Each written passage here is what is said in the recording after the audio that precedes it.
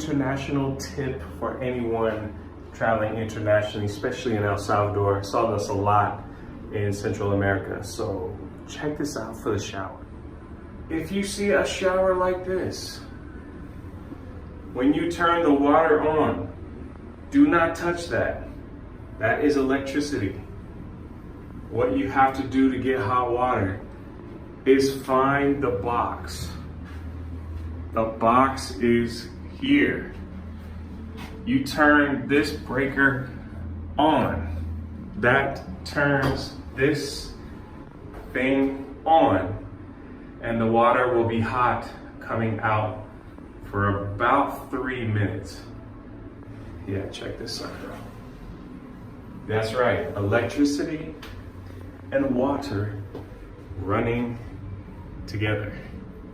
That is your crazy international tip of the day.